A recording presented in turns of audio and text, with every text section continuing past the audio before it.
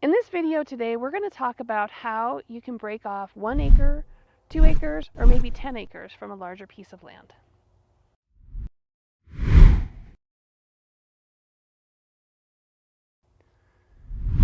Hi, Jeannie Steele here with Steele Realty.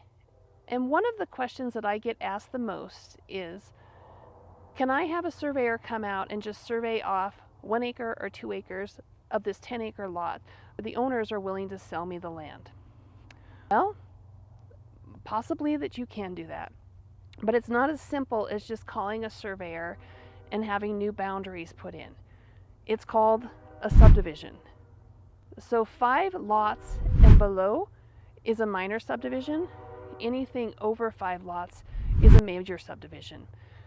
So if you're planning on doing that, you would want to go to your local planning board, and you can also look on their websites.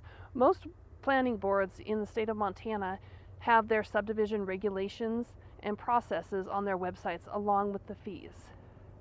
The thing about subdivisions is there's a process that has to go through the state to get the DEQ regulations, and it is not fast and it's not inexpensive. In this video today, we'll share with you some tips and tricks about buying land in rural Montana. So in rural Montana, you don't have city water or sewer. That encompasses that you will need to drill a well and that you will need to have a septic system installed. There's several different kinds of septic systems. So when you look at your land, you're going to want to ask for 2 things. You're going to want to ask for your plat map, which is going to give you all the dimensions of your lot, and you're going to want to ask for your COSA. COSA is going to tell you where the placement of the house can be in regards to the well and the septic. Now there's different kinds of septic systems. There's just a regular gravity flow system. There's pressure dose systems. There's raised mound systems. There's level 2 systems. When you look at your COSA, it will describe in detail what kind of system is required for your land. Now sometimes you can talk to the county sanitarian and you can move your house slightly with their permission, but you need to follow that COSA. Now you're going to have to go to the county and get an address.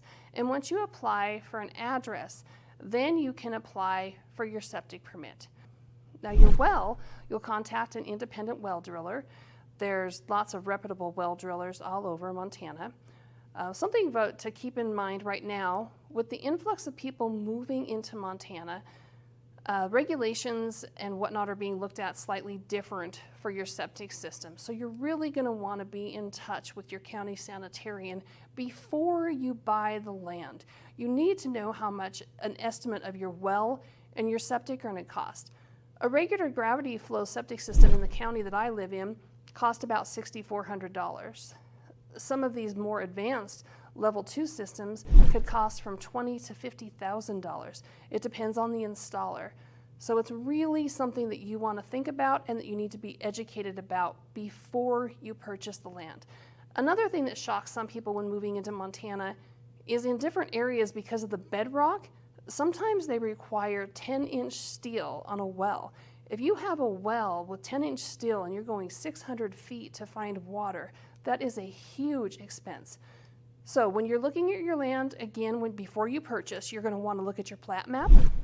You're going to want to get your COSA to know where your well and septic need to be placed. And you're also going to want to ask for well depths within the area. If you have any questions, you can pop them in the comments below, or you can reach out to us by text, email, or call.